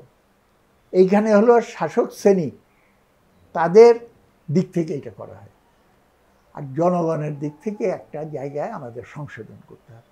যেটা আমি বলি, ভাইরা, জমি বর্গা দেওয়া যায়, স্বার্থ বর্গা দেওয়া যায় না। আপনার খালেদার উপরে বর্গা দিয়ে বসেছিলেন, হয় নাই। তারেক জিয়ার বর্গা দিয়ে বসেছিলেন, হয় নাই। হাসিনার কাছে বর্গা দিয়ে বসেছিলেন, হয় নাই। এরশাদের কাছে বর্গা দিয়ে বসেছিলেন, হয় নাই।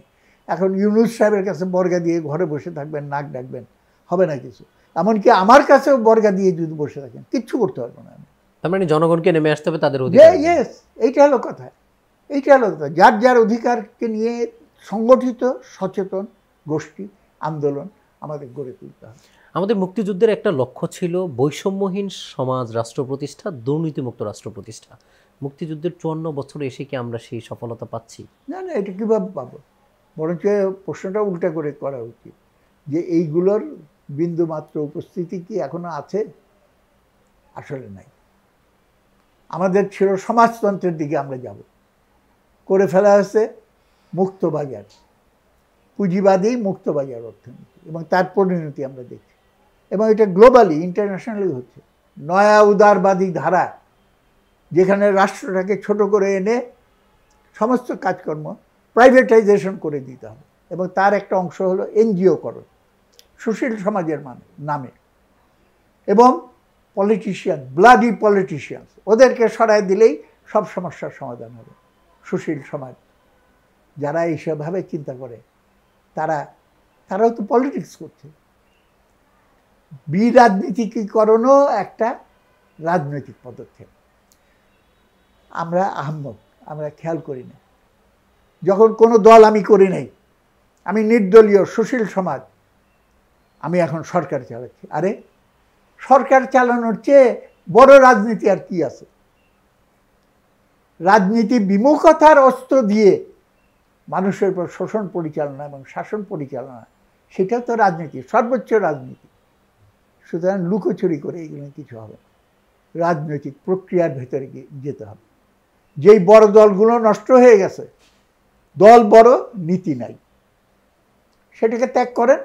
দল ছোট, নীতিবান, তাদের পেছনে এসে জমা হন এবং জনগণকে সেই পথ দেখাইতে হবে। জনগণ খালি আমার মুখের কথা বিশ্বাস করবে না। আমরা বামপন্থীরাও অনেক ক্ষেত্রে আমাদের দায়িত্ব পালন করি। এই ক্ষেত্রে আমি এবার একটু আপনার প্রশ্নের প্রসঙ্গে আসতে চাই। সেটা হচ্ছে যে বাংলাদেশের ৭১ বলি বা অন্যান্য সব আন্দোলনে বামপন্থীদের একটা ব্যাপক প্রভাব আমরা দেখি, তারা সেই আন্দোলনের সাথে জড়িত ছিল। কিন্তু আমরা দেখলাম ভোটের মাঠে বামপন্থীদের যে ধরনের প্রভাব থাকার কথা ছিল বা রাষ্ট্র পরিচালনায় যে ধরনের প্রভাব, সেইটুকু আমরা দেখতে পাচ্ছি না। এটা কেন? এইটার কতগুলো ঐতিহাসিক কারণ আছে। আমাদের বামপন্থীরা নিজেদের স্লোগান বাস্তবায়নের কর্মসূচি জনগণের কাছে দিয়ে সেইটার জন্য একটা সরকার আমাদের গঠন করতে হবে এবং সেই সরকারের দরকার হলে আরও কিছু সাময়িকভাবে আমার মিত্র খুঁজে নিতে হবে।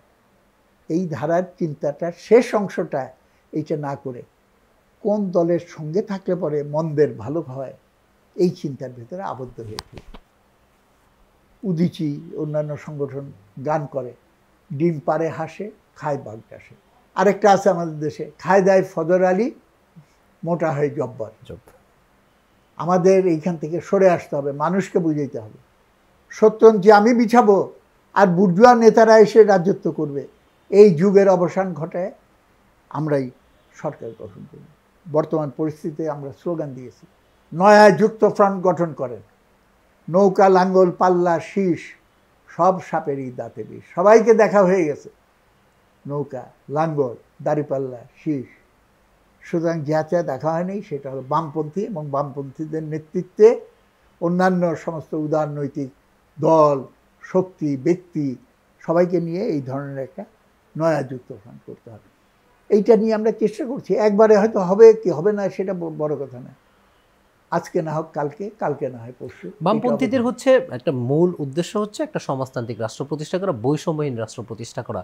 কিন্তু আমরা দেখলাম যে স্বাধীনতা ৫৪ বছরে বামপন্থীদের মধ্যে দলে উপদলে বিভিন্ন প্রকার ভাগ বা খণ্ড বিখণ্ডন হয়েছে। কারণ আপনাদের উদ্দেশ্য তো একটা, এই যে খণ্ড বিখণ্ড বা দল উপদল বলি, এটা কেন হলো? আমরা আপনার প্রশ্নের উত্তর শুনবো। প্রিয় দর্শক, ঈদের বিশেষ আয়োজন আরআইসিএল জনতন্ত্র গণতন্ত্র অনুষ্ঠানে আমাদের আরও একটি বিরতির সময় হলো। ফিরছি বিরতির পর, ততক্ষণ আমাদের সঙ্গেই থাকুন।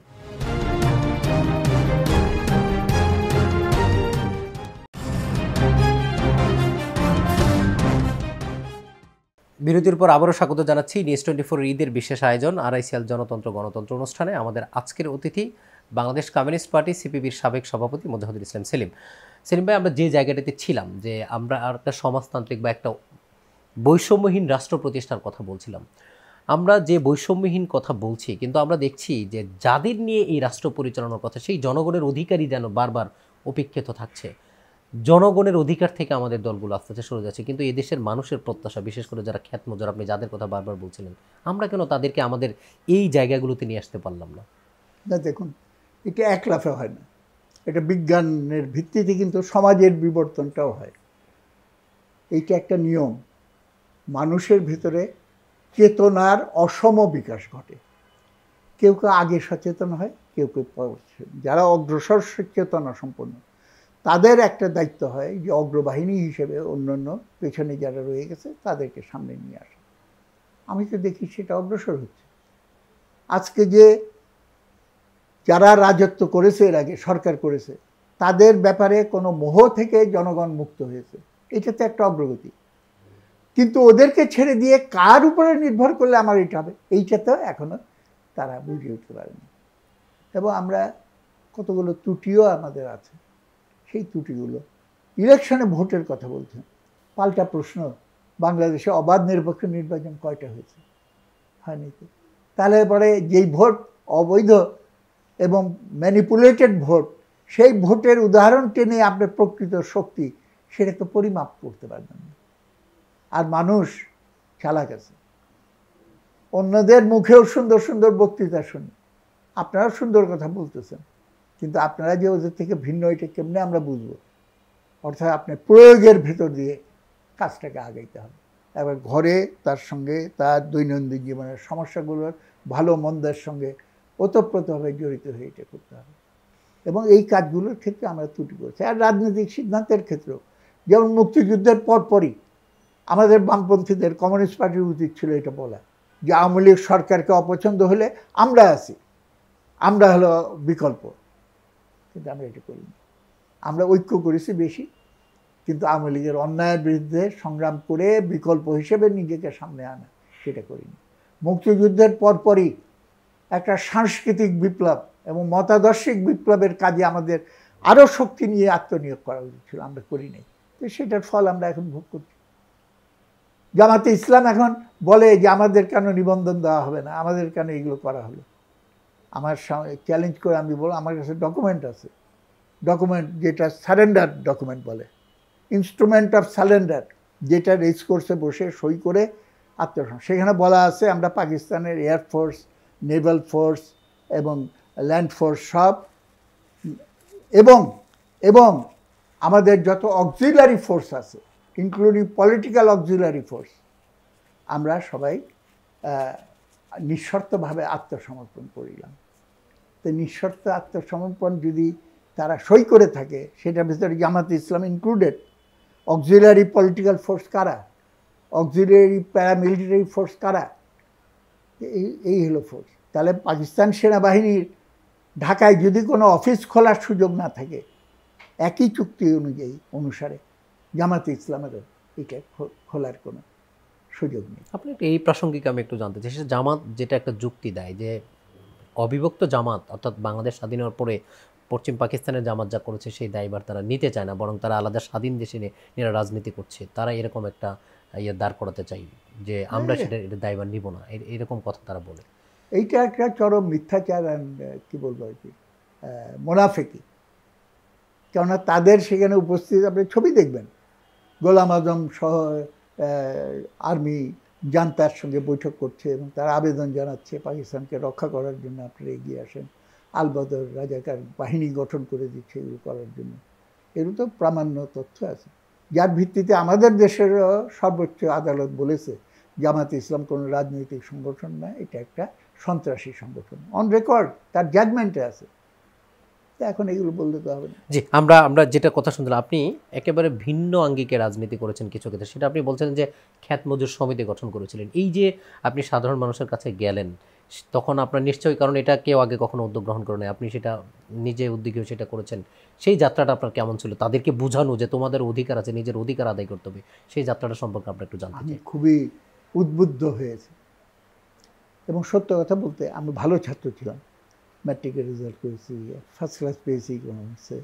কার্ল মার্কসের বই আমি যখন কলেজে ঢুকি তখন থেকেই পড়েছি এবং সেখানকার তত্ত্বগুলো, সত্য কথা বলতে, মার্কসের বই পড়ে যতটুকু আমি আত্ম উপলব্ধিতে আনতে পেরেছি তার চেয়ে বাড়তি পেয়েছি ক্ষেত মজুরের সঙ্গে আলোচনা করে। এবং আমি মিলিয়ে দেখেছি প্রত্যেকটাই সত্য।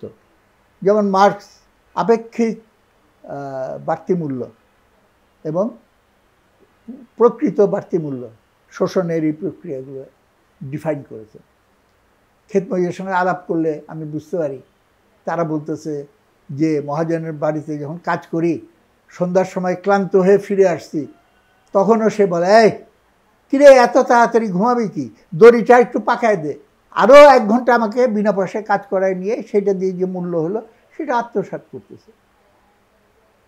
কিংবা প্রকৃত বাড়তি মূল্য সেটাকে কীভাবেই করতেছে।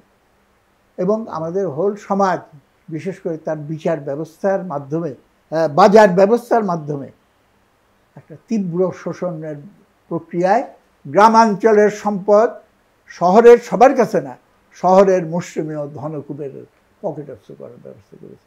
অজস্র উদাহরণ। ধান উঠেছে, এখন দাম নাই। যেই গরিব কৃষক বা ভূমিহীন ক্ষেত মজুর দাদনে ধান কেটে ধান আনছে, এই ধান বিক্রি করা ছাড়া তার উপায় নেই। কেন? বউয়ের যক্ষা হয়েছে, ওষুধ আনতে হবে, মেয়ের বিয়ে দিতে হবে, করতে হবে। একই আল্লাহর কাছে, মাবুদের কাছে যোদ্ধাররা হাত তুলে মোনাজাত করে, আল্লাহ রহিমউদ্দিনের বিপদ একটু বাড়ায় দাও, তাহলে অল্প দামে ছাগলটা কিনতে পারবো, জমিটা কেনার অনেক দিনের শখ, কম দামে জমি কিনতে পারবো। আর রহিমউদ্দিন আল্লাহর কাছে, একই মাবুদের কাছে হাত তুলে বলে, আল্লাহ কোনো রকমে এই আশ্বিন কার্তিকটা পার করার ব্যবস্থা করে দাও, তারপরে তো কাজ আসবে, এখন যাতে আমি জমিটা না বিক্রি করতে হয়। একই মাবুদের ভেতরে দুজন দুই মোনাজাত করতেছে। এটাই হলো শ্রেণী সংগ্রাম।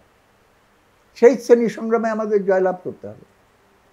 করতে হলে পরে আমাকে উপলব্ধির ভেতরে আনতে হবে যে এইটার কারিগর আমি একা এত নই, এমনকি মুষ্টিমেয় দলীয় কর্মী দিয়ে এটা হবে না। আপামর শ্রেণীগতভাবে নির্দিষ্টকৃত যাদের ভেতরে সেই উপাদান এবং সম্ভাবনা আছে, এবং সেটা বর্তমান যুগে হলো মেহনতি মানুষের নেতৃত্বে যখন আমি সমাজটাকে পরিচালনা করার ব্যবস্থা করতে পারবো, তখনই এটা সম্ভব হবে। আমাদের দেশের কৃষক, একেবারে খেটে খাওয়া মানুষ যারা আছে, এদের খুব বেশি উচ্চ আকাঙ্ক্ষা সেই অর্থে নেই। মূলত রাষ্ট্রের কাছে আপনি যেহেতু একেবারে দিন মজুরের সাথে মিশেছেন, কৃষকদের সাথে মিশেছেন, রাষ্ট্রের কাছে আসলে তাদের চাওয়াটা কি? খুবই সিম্পল চাওয়া। আমাদের ভিক্ষা চাই না, কুত্তা সামলাবো, একটা কথা আছে না, তোমার আমাকে কিছু দিতে হবে না, কিন্তু আমার সৃষ্ট সম্পদ এই গরিবের কাছ থেকে নিয়ে মুষ্টিমেয় ধনিকের কাছে, যেটা একটা হিসাব বেরোচ্ছে 28 লক্ষ কোটি টাকা, এইটা তো হইতে দেওয়া যায় না। সুতরাং আমার সম্পদ আমাকে রাখতে হবে, এবং সেটা রাখতে হলে অনেক কিছু করতে হবে, খালি নীতির পরিবর্তন না। একটা আওয়াজ এখনো পর্যন্ত তুলে নেই এই অন্তর্বর্তীকালীন মন্ত্রিসভায় যারা আছে, যেটা দিয়ে, এটা ইংরেজিতে শব্দটা বলতেছি, flow of resources from the poor to the rich, এইটাকে রিভার্স উল্টায় দেওয়ার জন্য কোনো পদক্ষেপ নেই। যেগুলো আছে বিধবা ভাতা অমুক সময় আগেও ছিল, এইগুলো হলো আবার বিপ্লব না করে ফেলে ওদের একটু লোভটোপ দেখায় শান্ত রাখো, ঠিক আছে, সেইটা আমি নিব। কিন্তু আমি জানি যে মৌলিক বিপ্লবী পরিবর্তন, সমাজ বিপ্লব ছাড়া তাদের মুক্তি হবে না। এবং সম্পত্তির অধিকার কিভাবে প্রয়োগ করা হচ্ছে, এইটা কি স্বাধীনভাবে আমার টাকা আছে ওর জন্য আমি কিনে নিলাম, ওর জন্য আমি সম্পত্তি করতে পারতেছি, এই নীতি না। আল্লাহ তাআলা যখন বৃষ্টি দেয় মাথার উপরে, বড় লোকের মাথায় বেশি বৃষ্টি আর গরিবের লোকে কম বৃষ্টি, তা তো না। তাহলে পরে আদম হাওয়াকে জন্ম দেওয়ার পর সমস্ত জমি জমা রিসোর্স এটা তো সমানভাবে বন্টন হওয়া উচিত। আমাদের বিরুদ্ধে প্রচার করে, হাতের 5 আঙ্গুল কাইটে ওরা সমান করতে চায়, মিথ্যা কথা। আরে বড় আঙ্গুল বড়, মেজো আঙ্গুল মেজে, ছোট আঙ্গুল ছোট। কেউ 36 নম্বর গেঞ্জি পরে, কেউ 34 নম্বর পরে, কেউ 32 নম্বর পরে। আমি সবাইকে একই নম্বরের গেঞ্জির কথা বলতেছি না, কিন্তু প্রত্যেকের তো একটা গেঞ্জি পরার অধিকার থাকা উচিত। একটা শোষণহীন রাষ্ট্র প্রতিষ্ঠার সংগ্রামে আমরা এদেশে কৃষক, মজুর, সব শ্রেণী পেশার মানুষ ছিল, সবার একটা প্রত্যাশা ছিল একটি স্বাধীন, গণতান্ত্রিক, বৈষম্যহীন রাষ্ট্র হবে। কিন্তু স্বাধীনতার 53 বছর আমরা একটা গণতান্ত্রিক রাষ্ট্র প্রতিষ্ঠা করতে পারলাম না। এর দায়ভার কি, যেটা সাধারণ মানুষের চাওয়া ছিল, রাজনীতিবিদদের আছে কিনা? অবশ্যই আছে, কিন্তু আলাদা করে গণতান্ত্রিক সমাজ প্রতিষ্ঠা করে তারপরে শোষণ ভিত্তিক সমাজ প্রতিষ্ঠা করবেন, এইটা হলো একটা বিভ্রান্তি। দুইটাকে একসঙ্গে করতে হবে। ক্ষুধাতুর শিশু চায় না স্বরাজ, চায় শুধু ভাত একটু নুন, নজরুলের লেখা না? আপনি স্বরাজ বলেন আর গণতন্ত্র বলেন, ভোটাধিকার বলেন, মানুষ যখন বুঝতে পারবে যে এইটার সঙ্গে শোষণ প্রক্রিয়া জড়িত, এবং ওইটা না থামাইলে পরে আমি গ্রামে, উপজেলায়, জেলায় যে বুর্জুয়া শ্রেণীর, লুটপাটকারী শ্রেণীর যে আধিপত্য, যে সিন্ডিকেটের শক্তি সবটাকে আটকায় ফেলছে, এইটার বিরুদ্ধে বিদ্রোহ করে এটাকে নিশ্চিহ্ন না করতে পারলে আমরা আগাইতে পারবো না। সুযোগ এসেছিল 71-এর স্বাধীনতার পর, তখনও বঙ্গবন্ধু জেলখানায়। তাজউদ্দিন সাহেব বললেন এখন দেশ চালাবে মুক্তিযোদ্ধারা, আমি সমস্ত জায়গায় মিলিশিয়া ক্যাম্প করতেছি, সবাই নাম লেখান। আমরা নাম লেখালাম আর দাবি করলাম এখন আপনি প্রফেশনাল রেভলিউশনারি গভর্নমেন্ট করেন, পরে যাওয়া যাবে দলীয় চিন্তাগুলোর ভিত্তিতে। বঙ্গবন্ধু এসে ওই বন্ধ করে দিলেন, বন্ধ করে দিলে ওই পার্লামেন্টারি ডেমোক্রেসির ভেতরে চলে গেল। পার্লামেন্টারি ডেমোক্রেসির পরিণতি কী এই যে কন্টিনিউটি আর ডিসকন্টিনিউটি একটু আমি সামান্য উদাহরণ দেওয়ার চেষ্টা করেছি। পরিণতি হলো এই যে জিন্নাহ সাহেবের জীবনের উপরে বঙ্গবন্ধুর নাম লিখে আমাদেরকে নূতন সমাজ গড়ার একটা সবক দেওয়ার চেষ্টা করলেন। সেখান থেকেই হয়েছে গোলমাল শুরু। আমরা 17 বছরের একটা ফেসিবাদের দেখলাম রাষ্ট্র ব্যবস্থায়, যে একটা সমাজতান্ত্রিক বলি, গণতান্ত্রিক রাষ্ট্র বলি, যে স্বপ্ন, এই মুক্তিযুদ্ধের বাংলাদেশে আমরা দীর্ঘ সময় আমাদের গণতন্ত্র বা রাষ্ট্রযাত্রার ব্যাহত হতে দেখেছি। সর্বশেষ 17 বছর আমরা একটা ফেসিবাদের উত্থান হতে দেখলাম। ফেসিবাদের পতনের পর যে প্রত্যাশা নিয়ে মানুষ নেমেছিল, সেই প্রত্যাশার রাইট ট্রেকে আমরা আছি কিনা, যে আমরা আসলে একটা এইটা তো এখন প্রক্রিয়াটা জনগণের হাতে তো নেই। আমার বাসায় আসার সময় নিশ্চয়ই দেখেছেন ওখানে ছবি, আমাদের এখানকার ছেলে মেয়ে কোনোদিন রাজনীতি, ওখানে কি লেখা আছে? মন্দির, মসজিদ, গির্জা, প্যাগোডা লেখা আছে ধর্ম যার যার, উৎসব রাষ্ট্র সবার। আর লেখা আছে স্বাধীনতা এনেছি, সংস্কার আনবো। তো এই জায়গায় তো আর এই সরকার নেই। এই সরকার ট্রিক্স করছে এবং পাল্লা দেওয়ার চেষ্টা করছে আওয়ামী লীগ আর বিএনপির সঙ্গে। পারবে এটা? ইন্টারন্যাশনাল ফোর্স, আমেরিকা তার ষড়যন্ত্র, ইন্ডিয়া তার ষড়যন্ত্র, এবং কতটুক তারা সামাল দেবে এগুলোকে, এইরকম একটা পরিস্থিতি। কিন্তু ওরা তো ওদের কাজ করেছে। আমি আরেক দিক থেকে বললে, আমি এটাই সেন্ট্রাল পয়েন্ট না, বামপন্থীরা কেন সেরকম বুক ফুলায় সাহসের সঙ্গে নামতেছে না? আমাদের সেটা শিখতে হবে এবং জনগণকে সেই ব্যাপারে সচেতন করে যাতে নামাইতে পারি, সেটা আমাদের করতে হবে। বাংলাদেশে অনেকগুলো বামপন্থী আছে। আপনারা যদি রাষ্ট্র ক্ষমতায় আসেন, বা আপনাদের মূল অ্যাম্বিশনটা অনেক মানুষ অনেকভাবেই জানে। আমি যদি আপনাকে একজন পলিটিশিয়ান আপনাকে জিজ্ঞেস করি, আপনি দীর্ঘদিনের রাজনীতির অভিজ্ঞতা আছে আপনার, বামপন্থীদের মূল অ্যাম্বিশনটা কি? তারা বাংলাদেশটাকে কিভাবে সাজাতে চায়? আমরা বাংলার ক্ষমতায় আসলে, ক্ষমতায় আমরা যেতে চাই। আপনি একটা প্রশ্ন করেছেন, বামপন্থীদের ভেতরে এত বিভক্তি কেন? আমার প্রশ্ন, ডানপন্থীদের ভেতরে তার 10 গুণ বিভেদ কেন? এমনকি ইসলামিক আন্দোলন বলে যারা দাবি করে, তাদের ভেতরে একই আল্লাহ, একই কোরআনের অনুসারী বলে, একই শরীয়তের অনুসারী বলে তারা দাবি করে, তাহলে তাদের ভেতরে ভাগ কেন? এই ভাগটা হয় সমাজের বাস্তবতার কারণে। আমার নিজের অজান্তেই আমার স্বার্থবোধটা কোনো না কোনো শ্রেণীর সঙ্গে যখন ওতপ্রোত হয়ে যায়, তখন অন্যান্য শ্রেণীর সঙ্গে সেটা সংঘাত তৈরি হয়। ওর জন্য মুখে গণতন্ত্র বললেও গণতন্ত্র তারা চর্চা করে না। গণতন্ত্র মানে কি? অধিকাংশ মানুষের ইচ্ছা অনুযায়ী দেশ চলবে। এখন অধিকাংশ মানুষ বাংলাদেশের, তারা কি চায়? তেলের দাম 200 টাকা বৃদ্ধি পাক, নাকি তেলের দাম আস্তে আস্তে কমে আসুক? অধিকাংশ মানুষ কি চায়? বিদ্যুতের রেট বাড়ুক না বিদ্যুতের রেট কমুক? এটাই চায়। তাহলে জনগণের ইচ্ছা অনুযায়ী তো হয় না। ওর জন্য ক্ষমতা, রাষ্ট্র ক্ষমতা খুবই ইম্পর্টেন্ট, রাষ্ট্রীয় পলিসি খুবই ইম্পর্টেন্ট। তার মানে খালি রাষ্ট্রীয় ক্ষমতার উপরে নির্ভর করে আমরা চলবো তা না। আমরা ভবিষ্যতের সমাজের রূপরেখা তুলে ধরার জন্য মানুষকে নিয়ে আমরা নানান রকম কাজে, সংগ্রামে, আন্দোলনে এবং অন্যান্য উন্নয়নমূলক কাজে, এই করোনার সময় ব্রিলিয়ান্ট এক্সাম্পল তৈরি করেছে বামপন্থী কর্মীরা, ছাত্র ইউনিয়নের কর্মীরা, ছাত্র ফ্রন্টের কর্মীরা। ঘরে ঘরে গিয়ে কীভাবে এটাকে প্রতিহত করা বা প্রিভেন্ট করা যায়, এবং এই কাজগুলো আমাদের করতে হবে। তবে আমাদের মনে রাখতে হবে, এইগুলোকে সংস্কারমূলক কাজ বলে, রিফর্মিস্ট অ্যাক্টিভিটি। বামপন্থীরা রিফর্মিস্ট অ্যাক্টিভিটির বিরুদ্ধে না, কিন্তু রিফর্মিজমের বিরুদ্ধে। যখন বলা হয় যে এইগুলো করতে করতেই একদিন মানুষের মুক্তি চলে আসবে, সেটা হলো মিথ্যা আশ্বাস। ভাঙ্গা কলসির ভেতরে যতই পানি ঢালেন, কলসি কোনোদিন ভরবে না। সুতরাং এই যে অদৃশ্য ফুটা দিয়ে পানি ক্রমাগতভাবে গরিবের কাছ থেকে বড় লোকের কাছে চলে যাচ্ছে, সেই জায়গাটা স্থায়ীভাবে বন্ধ করে দিতে হবে এবং সমাজের উপরে আধিপত্য দূর করে সাধারণ মানুষের আধিপত্য প্রতিষ্ঠা করতে হবে। আমরা একটা জিনিস জানতে চাই, আপনি ছাত্র জীবন থেকে শুরু করে 71 এরশাদ বিরোধী আন্দোলন, 90-এর গণ অভ্যুত্থান, অনেক কিছুই আপনি দেখেছেন। সেই গণ অভ্যুত্থান আপনার এই রাজনৈতিক ক্যারিয়ারে কোনো আক্ষেপ আছে কিনা, যেটা আপনি স্বপ্ন দেখেছিলেন যে এত আন্দোলন করলাম, রাষ্ট্রের জন্য এত কাজ করলাম, আপনার কোনো আক্ষেপের জায়গা আছে কিনা? রাষ্ট্রটা আমি এইভাবে চিন্তা করি। আক্ষেপ শব্দটা হয়তো আমি ব্যবহার করব না।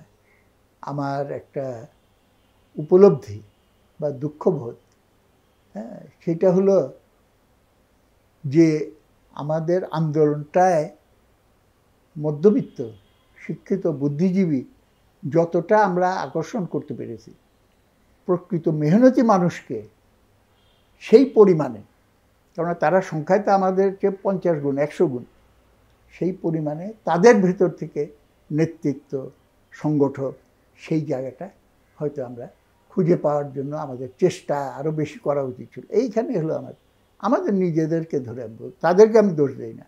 আরেকটা হলো ইয়াং জেনারেশন, আমরা তাদের সঙ্গে কমিউনিকেশনটা সঠিকভাবে করতে হলে কি করতে হবে আমরা বুঝিনি, এবং দুজন দুই ভাষায় কথা বলছি, ভাবটা অনেকটা এরকম হয়ে গেছে। সেই ত্রুটিটা আমরা আরও আগে উপলব্ধি করা উচিত ছিল। উপলব্ধি করে এই নূতনের কাছ থেকে শিক্ষা গ্রহণ করা, সঙ্গে সঙ্গে পুরানো যা ঐতিহ্যময় সেইটাকে তাদের আন্দোলনে প্রবেশ করানো, সেই কাজটা আরেকটু মনোযোগী হওয়া উচিত ছিল। সুতরাং এইটাই দুঃখ। যদি আরেকবার চান্স পেতাম তাহলে পরে তো হয়তো এই ঘাটতিগুলো আমি দূর করার চেষ্টা করতাম। মুজাহিদুল ইসলাম সেলিম, আপনাকে অনেক অনেক ধন্যবাদ। দীর্ঘ সময় আমরা আপনার রাজনৈতিক গল্প শুনছিলাম, আপনার মুক্তি সংগ্রামের কথা শুনছিলাম। আমরা একেবারে শেষ পর্যায়ে চলে আসছি। ঈদ উপলক্ষে নিউজ 24 দর্শকদের উদ্দেশ্যে যদি কিছু বলতেন।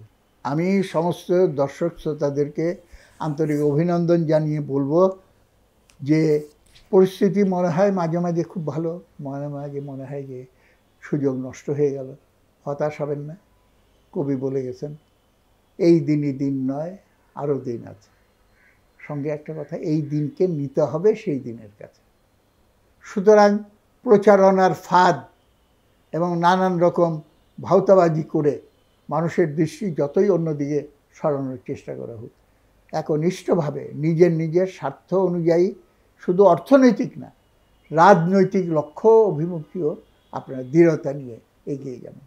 এবং ইতিহাস প্রমাণ করে, যত বড় শক্তিশালী জালেম আমাদের উপরে চেপে বসুক না, ব্রিটিশদের বিতাড়িত হয়েছে, জমিদারি ব্যবস্থা বিতাড়িত হয়েছে, পাকিস্তানি শাসকদের শোষণ থেকে আমরা মুক্তি পেয়েছি।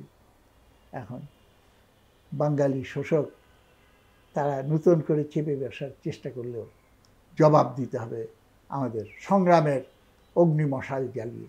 এবং সেই বেশি দূরে নয়, যেদিন গণ অভ্যুত্থান আবার সংগঠিত হবে এবং এইবার সত্যি সত্যি বৈষম্যহীন সমাজের দিকে যাত্রা করার মতো উপযুক্ত ক্যাডার বাহিনী এবং শক্তি আমরা সংগঠিত করতে সক্ষম হব। এবং সেটা খালি মধ্যবিত্ত শ্রেণীর উপরে, শিক্ষিত সমাজের উপরে নির্ভর করে না, আমাদের শ্রমজীবী মানুষের উপর নির্ভর করে। যেই শ্রমজীবী মানুষের কথা আমি একটু উল্লেখ করলাম, বড় লোকের স্যাটেলাইট, গরিব লোকের হালুয়া টাইট, এই কথা যে বলতে পারে তার নিজের উপলব্ধি থেকে, তার পক্ষে রাষ্ট্র পরিচালনার দায়িত্বগুলোর কোনো না কোনো জায়গায় তাকে দেওয়া, এইটা তাকে দিয়ে আমরা চলতে সক্ষম হব। অনেক অনেক ধন্যবাদ এবং আপনার প্রতি কৃতজ্ঞতা। আপনাকে আবারও ঈদের শুভেচ্ছা জানিয়ে শেষ করছি। প্রিয় দর্শক, নিউজ 24 ঈদের বিশেষ আয়োজন আরআইসিএল জনতন্ত্র গণতন্ত্র অনুষ্ঠানে এতক্ষণ আমরা কথা বলছিলাম মুজাহিদুল ইসলাম সেলিমের সাথে।